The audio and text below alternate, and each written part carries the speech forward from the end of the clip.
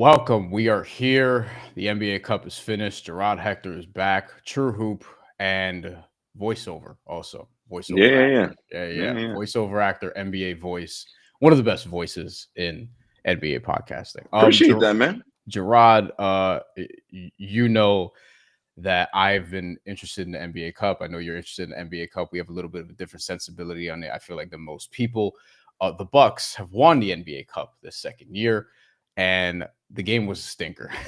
The final, unfortunately, like we were all very excited about it.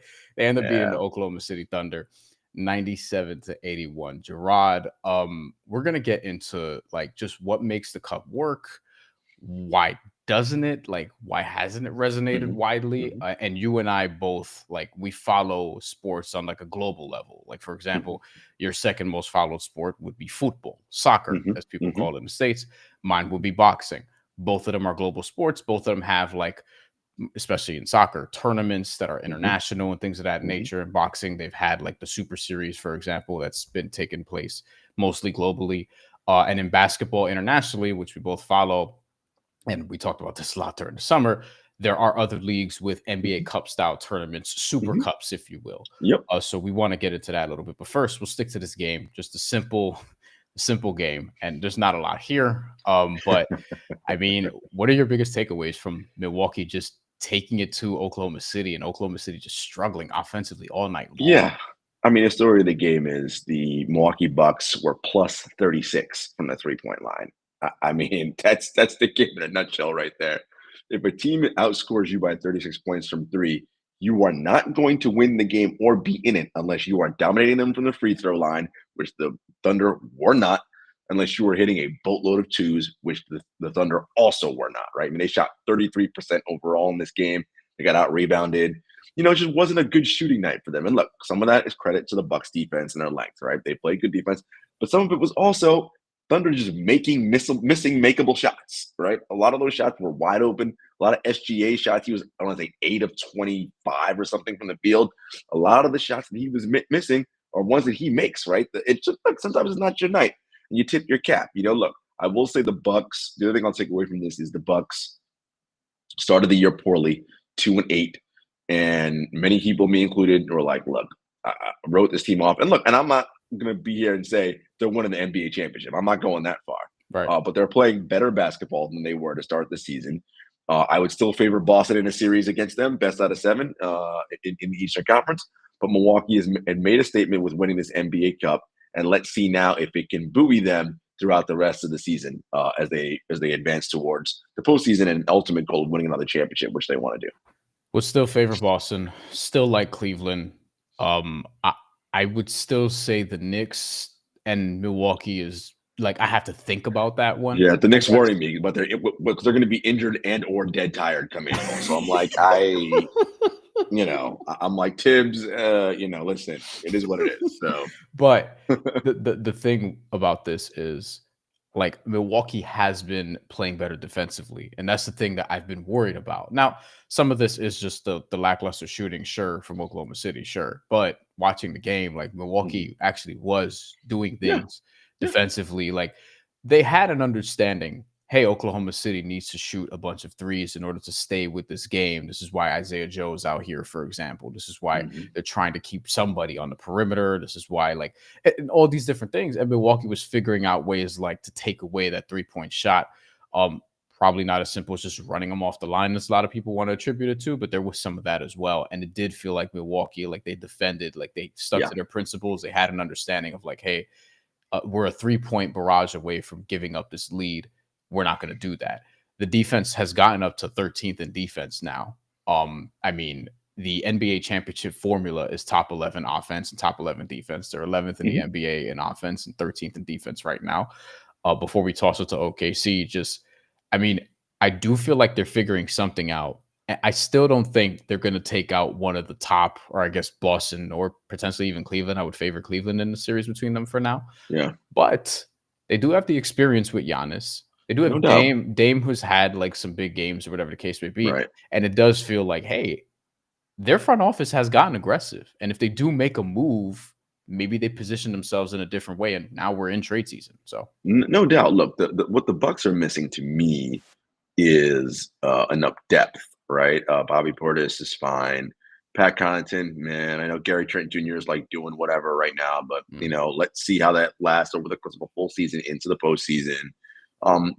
That's what worries me. But look, any team that has Giannis, Dame, and Chris Middleton as your three guys in the postseason who can help you get, I mean, Middleton, who that's didn't play. right. That's a recipe for success. And look, this is a team that's won a championship. I don't want to poo-poo that. My thing is just like, look, I just don't know that, to your point, over the course of a full season and when the postseason gets here, are they going to beat Cleveland and Boston? Are they going to beat, Orlando and Cleveland? Are they going to, right? Like this, I just think there are a lot of teams in the Eastern Conference who are younger, we're going to have fresher legs, who also can guard, who are going to present problems for them. And, teams that also make moves. The Bucks are also limited cap-wise what they could do with any kind of move right now, right? Whereas a team like Orlando, they can make a move. They get Paulo and Franz are back. They can make a move and get another scorer type person. With the defense they got, I might favor Orlando depending on who they got in any kind of free agency move to beat Milwaukee. So, look, kudos to the Bucks again. Doc made a point. They said it. They wanted to win this thing from the jump. Sure. And they went out and they did it. Single elimination. Giannis played possessed like a man with a house on fire. I mean, he's just tough to stop down there. Brook Lopez hitting threes. I mean, the Bucks shot well from three. They are a good 3-point shooting team. What it is. Yeah, and they have some contracts to play with, as we talked about. Like Bobby Portis is 12.5. I think Bobby Portis is better on this team than in a deal, but that's one of the contracts that unfortunately you're going to be able to do something with potentially just because of the number that he's at. But I would try to keep Bobby Portis. He's turned it around after a slow start. Pat Connaughton is one that you should go shopping with. That's 9.4. Yeah, sure.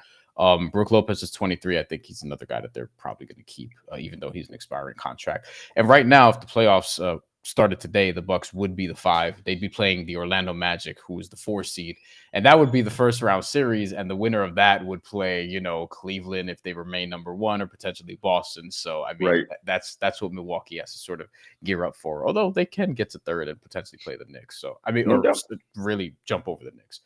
Let's hit OKC really quickly before we get into the macro stuff that we want to get to. Is this a worrisome performance for you? Let's just start there. No, because in a single elimination game, in any one-off game, anybody can beat anybody, right? That's what makes the NCAA tournament, for instance, so exciting, right? Because a 16 seed can can beat a 1 seed, right? Like that's what makes it super exciting. So not concerning from this particular game perspective, but something you said on Blue Sky, and then I had to think about it and say, you're right. Do the Thunder need to get more shooting? And I think they do, right? Only because as a team, they only shoot 35% from 3. And I know that's not a big part of their offense. They're a big dribble drive, pass out, right? And Chet's missing, and that matters, right? Because Chet's an elite 3-point shooter. But you can never have enough shooting, right? So they can definitely go out and get more shooting. And they have the pieces and the assets to do it. So I think, look, when they go small, right, the Bucks had Giannis and Brook on the floor at the same time. And the tallest person I think the Thunder had was Shea. Was he 6'6", 6'5"? I mean, something like that, yeah, 6'6". Right. So that's a problem. But even despite all that, Bryan, they are maniacal defensively, get their hands in passing lanes, and they rotate well. Now, part of their issue tonight was that their team speed, which is so elite, there were moments in the game where it wasn't fully connected and elite, right? They were a little bit slow on their rotations, and that's what led to some easy dunks and some wide open shots. And the problem is that when you are not making shots on offense, even though you are super connected on defense like this team is, it gets harder and harder to play that elite defense because it bleeds over on that side of the court. It's like, man, we can't buy a shot. So you're still thinking about the missed shot, and you're half a beat slow on your rotation, right? And so these are the things that that plague them in this game. Do I think it's a problem overall? No. I think Mark Daigneault's an excellent coach. OKC's well schooled and well drilled, but I do think you see, and you saw tonight, the Chet absence, right, and what his ability to shoot threes and all that, what that created a problem for them. I think Hartenstein was great in this game, particularly in the first half, not so much in the second, missing some of those shots, but still a good defender, good rebounder. They have a move to make. Now the question is Sam Presti going to do the move that he has to make, or is he going to keep selling the ownership on, let's just be who we are, kick this down the curb, and I keep my job for another however many years, right? Because when you make that swing and that move and you get that piece, you are saying you're all in, right? And then if things don't work out, that's when things start getting a little hairy. People are like, well, what's happening? What's this? What's that? They just keep buying time with what they're doing and, play it that way. We'll see. A couple things here. One, on the 3-point front, because that's the thing that stood out to me. It reminded me, this performance, of what I was seeing with them in the Dallas series, which is Mhm. what we talked about a little bit before we got on here. In the conference semifinals, for people who may have forgotten, Oklahoma City shot about 34% from three in that series. This season, in the regular season, they're shooting about 35-ish percent. 35.9, something like that. Yep. Yeah, so 36 roughly, but Mhm. 19th in the NBA in 3-point percentage, even though they're top 10 in attempts, and in 3-point attempt rate, they're in the top half of the league. So the volume is pretty much where you'd expect, but the percentage, like, there's a gap between the volume and the percentage, which means you need better shooters. Like, you're getting the shots, you're getting the looks, and ultimately they're not going to be a team that's going to shoot at the same rate as, say, Boston, for example. Right. Nobody is, Correct. but you get what I'm saying. Like, their Mhm. process is a little bit different, and that's sort of taken after Gilgeous-Alexander, who is not somebody who's going to destroy you from three. Like, he has that Mhm. capability here and there, but Mhm. ultimately he does his work inside the paint, and at the foul line, honestly. Right. So Yep. to me, I was like, all right, we saw this for an entire playoff series. We saw it again in a big spot here. Don't want to overreact, but I do think this team needs shooting, Yeah, and I do. shooting you could trust in the playoffs, which is going to be Mhm. hard to find, because even if you do find it, like, one name that jumped out to my head, and I don't think this is going to happen because I don't think the other team would trade this player, even though I feel like they should be a little bit more open to it. But Duncan Robinson, the Mhm. problem with that is Oklahoma City's defense will take a Yes. little bit of a hit. Right. As much as Duncan Robinson's going to compete, he's like, as soon as Dallas sees him, like, Luka's gonna Right. figure You're out gonna how hunt to. every time. Yes, yes. Mhm. Kyrie also, like, Mhm. he's gonna have a giant bullseye. So then I was thinking about, all right, who are the two-way guys that you could potentially get? There are not a lot of them out there, honestly. No. And even if you wanted to go for, like, a Duncan Robinson whose salary is 19 million, you're talking about, like, Isaiah Joe, Kenrich Williams, maybe you have to add, like, another minimum or something along those Yep. lines. And it's like, if you're OKC, do you really want to do that? Probably not. And the other thing too, Brian, is that the free agent acquisition they made in the offseason to get Alex Caruso, right?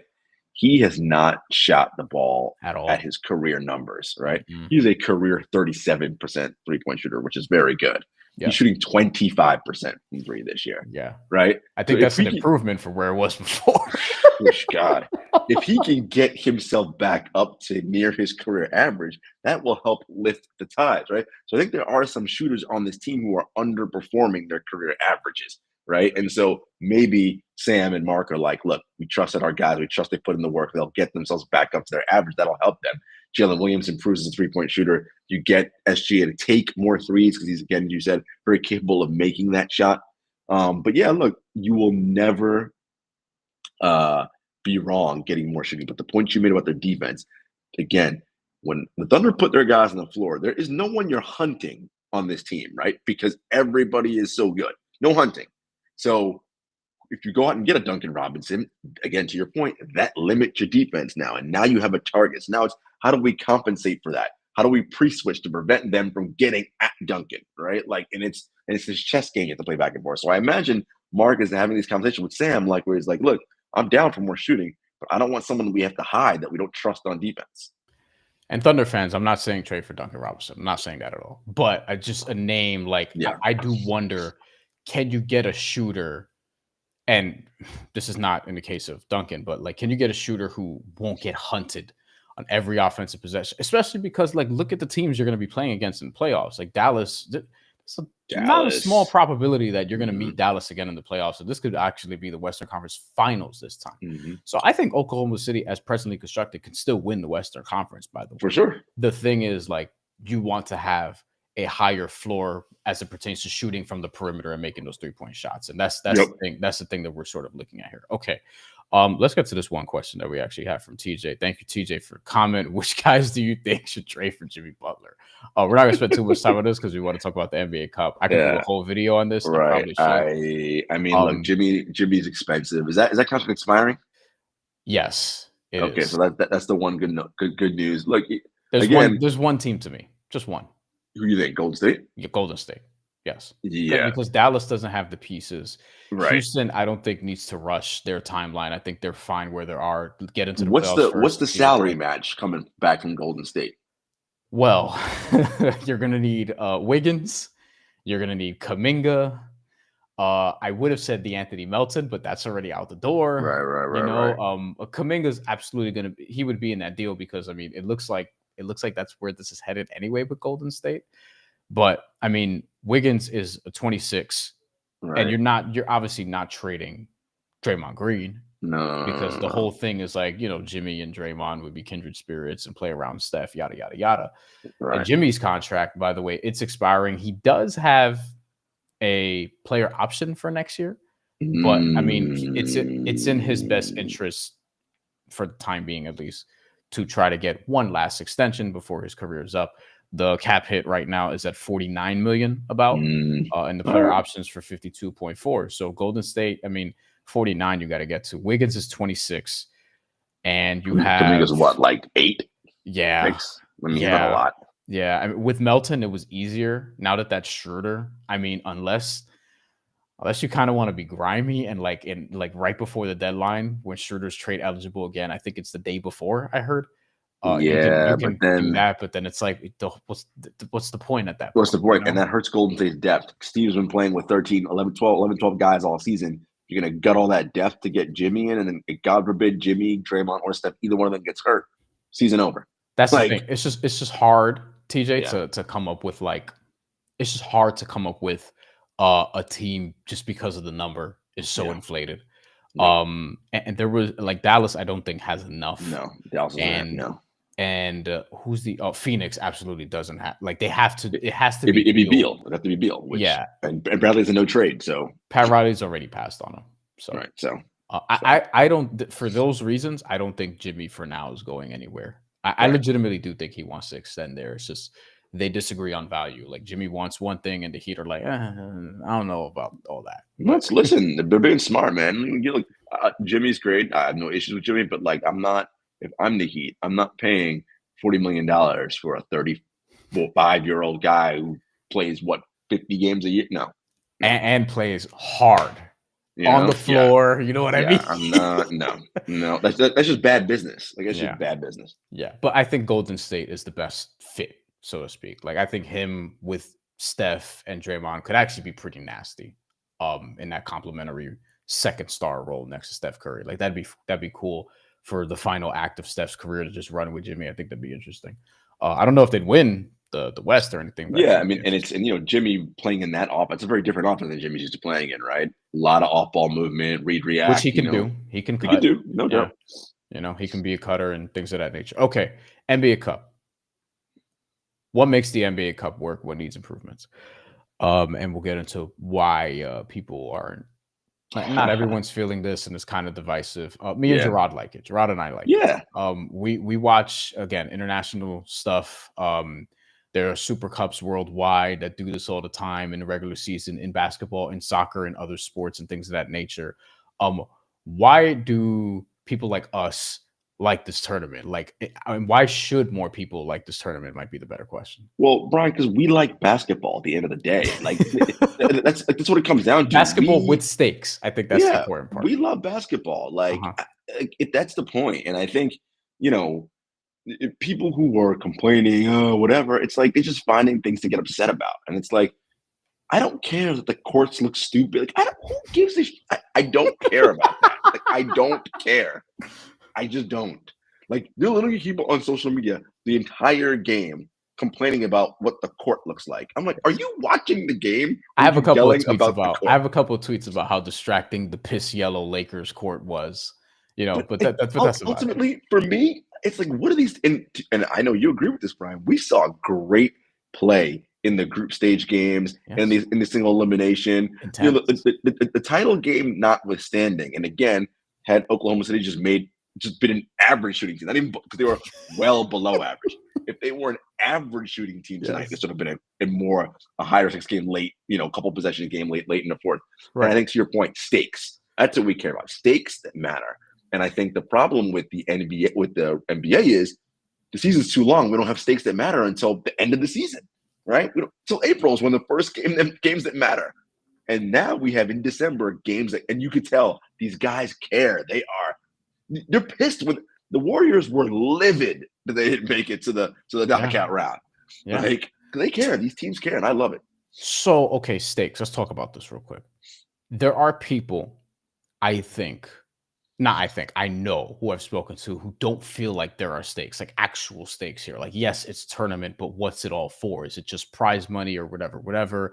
And I'm like, it's a trophy. What do you mean? It's a trophy, but we watch these other things, and it's like, listen, there are tournaments like in the Philippines, for example, they have like a Commissioner's Cup. The WNBA obviously has a Commissioner's Cup. There's a Copa del Rey in Spain. There's all these different tournaments across soccer and international basketball leagues, like in Europe and Asia and Africa and things of that nature. I believe the Basketball Africa League has their own play-in tournament, I think.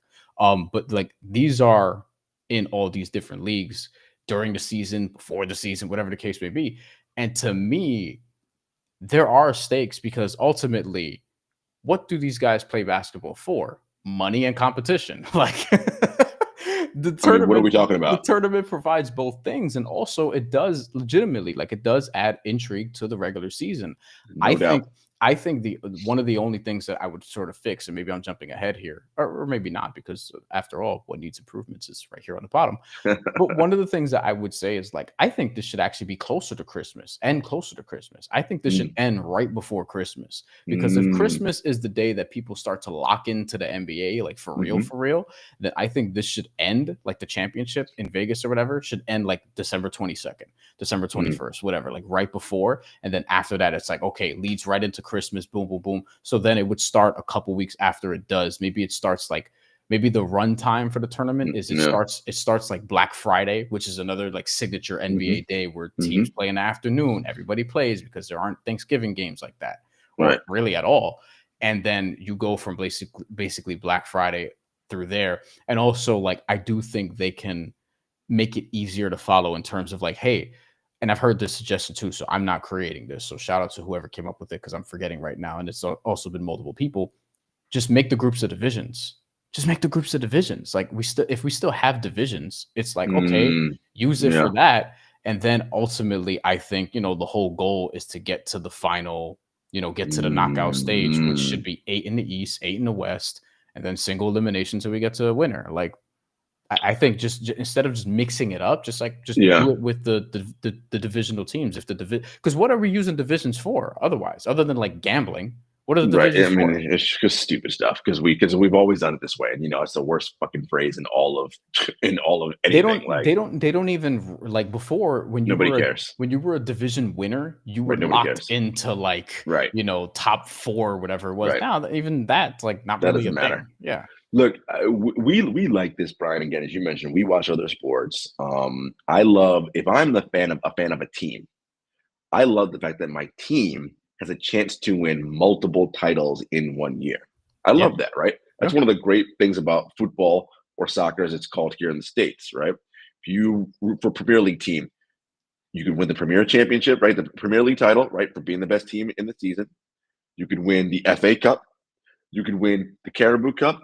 You can win Champions League, right? You have 4 things that you can try to win. 4. In the NBA, you have 1, or now 2.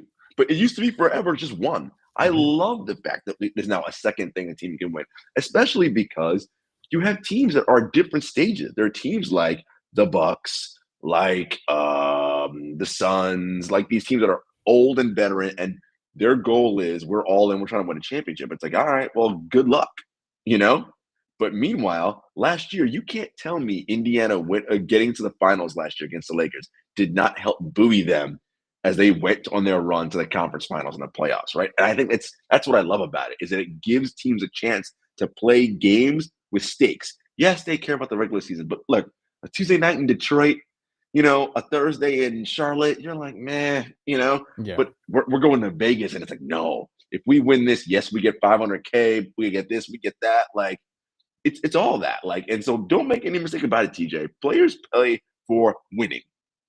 These guys are the most competitive people in the world. They fight most of them. They fight over everything. Who's the first to get to practice? Who's the first to tie their shoe and get out of the locker? I mean, women. They're just obviously that they compete over literally everything. That's how they're wired. They are psychopaths in that way. Yeah. So yeah, they Many definitely of want to think about it. Most of these guys have been playing for trophies their whole lives since they were like 4. That's all they do is play to win trophies, right? Yeah. Like, and then it became money and stuff as they got older, but that's what they play to win for. So yeah, I love it. I think it's great. We can make some tweaks to it, but ultimately, I think it's the way to go. Look, you know what I think, Brian? Shorten the regular season. That way you give the regular season meaning. The reason why it works in soccer is because those leagues, you play each team in your league twice, right? Once home, once away, right? So winning the league matters. That has value. In the NBA, winning the regular season means nothing. Nobody cares. Oh, you were the best team in the regular season. Okay, great. Did you win the title? Like that's all people care about. Did you win the title? No. Have the regular season matter. That's one. NBA Cup, 2, NBA Championship, 3. Like, and you know what I'd love to see one day? One day, a true Champions League where we have like, a G League, NBA, whatever, and we do this knockout single elimination. Yes. And the Euro League, all that. Will an NBA team win most of the time? Probably, but there will be that time where they lose, and that will be huge. Huge. I hope that does happen. And here's the thing, like you already spoke about this from a soccer perspective, but like in basketball, it's the same thing. Like these top teams in Europe play in multiple leagues. Like they play in their own domestic league, then they'll play in Euro League or Euro Cup. If you're, for example, if you're one of the best teams in Serbia, you'll play in the Serbian league, you may play in Euro League, and you might also play in the Super League. Like there's all these different things. There's the Adriatic League that's out there too. Like there are all these different sort of ways to win titles and compete for titles. And it especially works in other countries because there are some leagues, and Serbia is probably one of these examples, but there are these leagues where like only one of a few teams, like there's not a lot of parity. The NBA actually has parity now compared to before, but I think like if the NBA Cup was around when the Warriors dynasty was actually like at its peak, both pre Kevin Durant and during Kevin Durant, like especially during Kevin Durant, I think this would have had an even more significant meaning because it would have been like, okay, we know the Warriors and the Cavs are going to be in the finals, but everyone else could compete for this. And I think, but if you're the Warriors and the Cavs, do you go for the treble? We're going to win the league, we're going to win the NBA Cup, and we're going to win the NBA title. Do you go for it all? Like, why not? Yeah. I think ultimately, like it's competition, it's money. It adds intrigue to the regular season at a time where like this could be the worst time to sometimes watch it if you're just an average consumer, right? If you're not like super locked into like Isaiah Joe possessions or whatever, and you don't have to be. You consume it the way you want, but I'm saying like this adds intrigue, and also from a betting perspective, like you can bet on these things. Like you can bet on who's going to win this group, who's going to win that group, who's going to win MVP, all these different things. And I think it provides a lot of opportunity in that regard. But to me, ultimately, I feel like the conversations I've had with people, their sort of disconnect is like, why does this matter? Whatever. And I feel like it's an Americanized way of thinking, right? It's because they're just not used to it. They're conditioned to be like, hey, I grew up and it was just the NBA championship. All I care about, and you've mentioned this before, it's kind of like rings culture where people are like, hey, I only care about this. But it's like we grew up with that mentality here. Whereas if you do watch other leagues and pay attention to other leagues and follow other leagues, even loosely, even a little bit, right? Then you can see like, oh, okay. In soccer especially, you could see, oh, okay, like there are multiple opportunities to win and it wouldn't be as foreign of a concept. I just think people in America, people here just have to get used to the concept of, hey, this thing matters. And I think we need, because we've done this twice already, let's see 3 more years. And after a 5-year period, let's see how it resonates, if it resonates, but also let's see how impactful it could be for the teams who make it to Vegas, for example, the teams who make it far, the teams who win it, because the Lakers won it last year and flamed out. What if the Bucks actually go on a run to the Eastern Conference Finals and challenge the Celtics then it and matters. push them to 6, You mentioned, Brian, for things to matter. Things matter when we say they matter. Right? Like that's when I get the point. Things matter when we decide they matter. That's all. People just need to get out of their own heads and stop being stupid and be like, yo, it's competition. It's a title. It matters. Yes, it's not the NBA title. It's like same thing in soccer, right? Just go back to that sport. The things all rank differently depending on who the club is, right? Now, for the football club that I root for, Real Madrid, for them, Champions League is the most important of all the titles. Yes. Then it's the league. That is Then it's Copa del Rey. Then it's Super Cup, right? That's how same thing for the top basketball teams in Europe. They want to win if you're in EuroLeague or Euro Right. Cup, because it's not the same thing. People think if you're in EuroLeague, you want to win EuroLeague, you want to win your domestic league too. But EuroLeague is like the best teams in all Right. of Europe. Same Right. thing in the Euro Cup. It's like the second tier, but it's still many of the best teams in Euro Cup in Europe are in the Euro Cup. You want to win that before you win your domestic league. You want to win both, but that's top priority because it's more international, so to speak. And that's for the top teams, right? But for other teams, it's no. They want to win Copa del Rey, right? That's the most important thing to them, right? And so it's wherever your team is, the trophies have and the tournaments have what matters to them, right? And so everything matters. It's just who's playing for what. And look, and the great teams go, no, we're just going to take them all. We're going for trouble. We're going for the quadruple. We're going for the septuple. We're going to win every possible title there is to win. Great, right? I just think that we need to, again, get out of this like American mindset of only the NBA championship matters. Like, guys, like so by that statement, literally only one team is successful every year. To me, that's whack, right? Like a team Right. can have a great year, right? And they win the NBA Cup. And let's say that, what if Detroit had gotten to like Vegas, not won it, but like gotten to the semifinals? How huge is that for a team like Detroit? Major. So yes, it matters. By the way, I think it's big for Houston that they got to the Final Four. 100%. Like I think because Houston is a team where they're ahead of schedule. I'm still like, are they a contender? Like, nah, they can't because creativity. Defensively they are, but their defense is good enough. They're this year's Orlando Magic in some respects. I mean, I think Orlando's this year's Orlando Magic. They're still really good. Yeah, despite being shorthanded. And like, I think that was big for them. And I felt like, man, if they beat OKC, oh my goodness, like who knows what could happen here. And then in the Eastern Conference, obviously Milwaukee kind of reminding us like, hey, we can still be one of the top teams, so to speak, is probably like a takeaway that I would have from that. That's not insignificant. Sure. You know what I mean? So, yeah, I'm with you there. Look, again, I think that fans need to just like get over yourself, right? No, but seriously, like at the end of the day, this is sports. Like it is not world like issues. Like, come on, man. Like, yeah, we're gonna have plenty of those next year. I mean, correct. It's an opportunity to win another title. Okay, right. Rank it hard. Yes, of course, the NBA Larry O'Brien Trophy is the most important. But yeah, this one matters too. That's all. Like, it's fine. Yeah.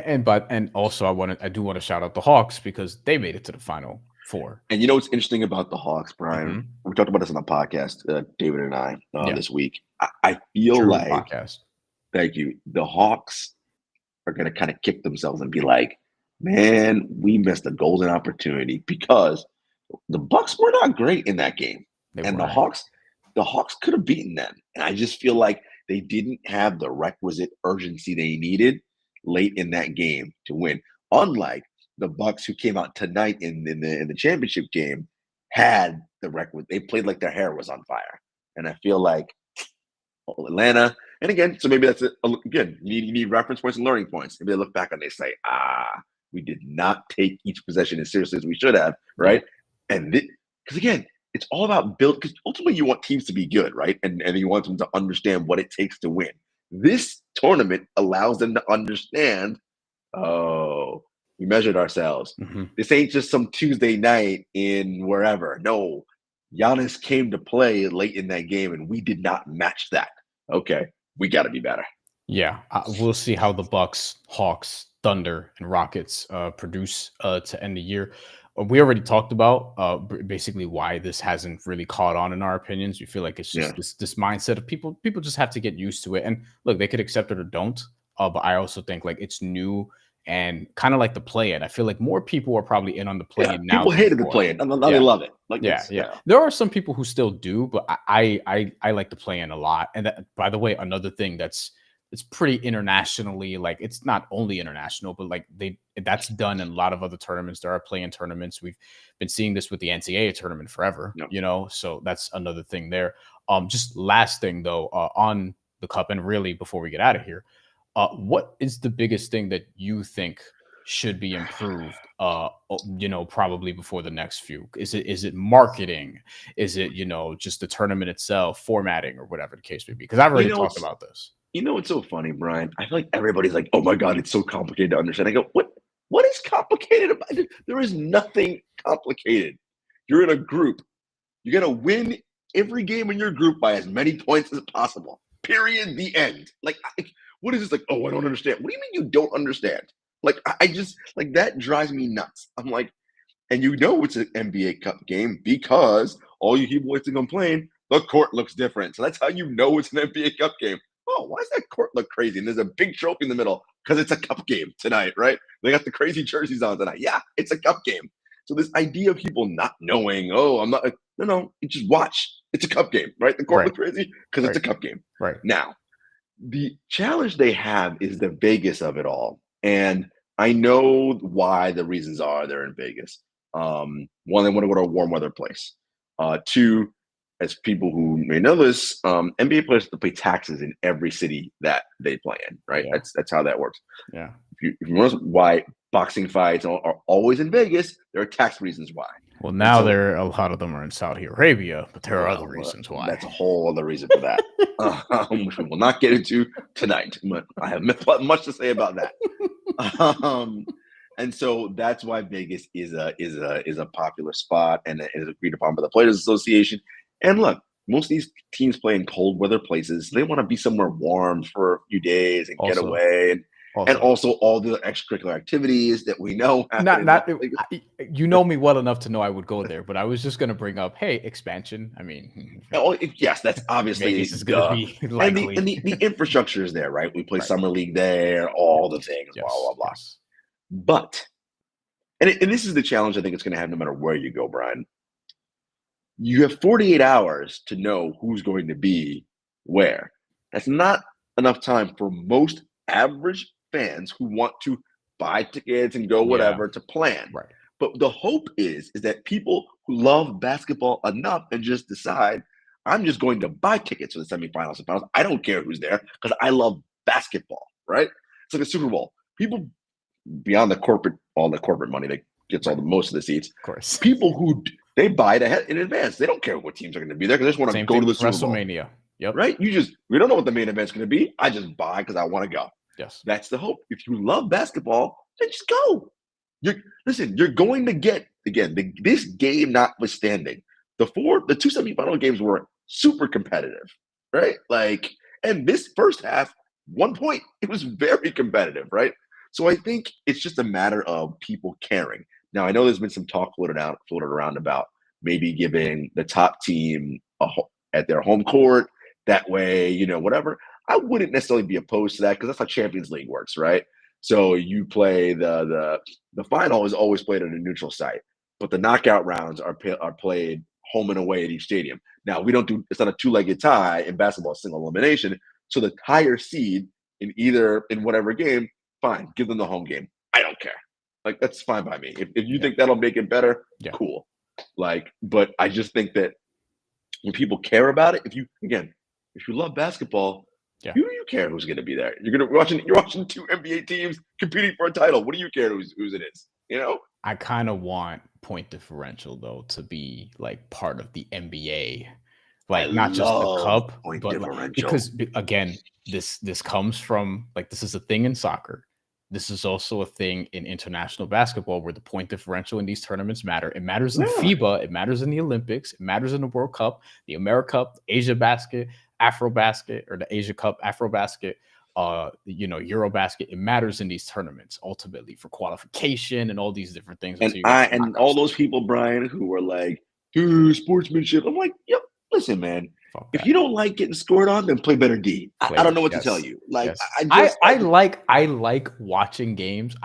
I enjoy this even with Olympic qualifiers where they know all right, we need to win by 11 in order for us to have a stranglehold on this position before we move on, whatever the case may be. Keep firing. Yes. Keep firing. And you keep the best guys out there. You get to see the best players play for longer. And I know people are going to be like, oh, they might get hurt, whatever. When it's all right, well, don't play 82-game regular seasons. I mean, listen, that's They're just the the only biggest league in the takeaway. world, the only league in the world that has that long of regular season. Even It's just the best teams in Europe, they do not play 82 games, even including playoffs. because it's madness. It is madness. Nobody wants to play. Look, the players don't want to play that much basketball. They will tell you they cannot wait for the All-Star break to come. Half of them hope they don't even make it to All-Star. They're like, Yeah. we don't even want to. We just want to go away for a week. Yeah, that's very true. That's Jarod Hector, True Hoop podcast. Also follow him on Blue Sky. Follow me on Blue Sky as well. I'm been skeeting more, I guess is what it's called over there. Yeah. Eats. Been posting there more work stuff and everything. Back with more on the channel very soon. And in case you missed it, Tyson Fury, Alexander Usyk preview. That is up. Both previews are up, so that's up on the channel. And thank you for watching. Thanks for the support. Channel is growing, so do continue to provide that watch time. And we will check in again very soon. Follow Jarod, follow me, and peace.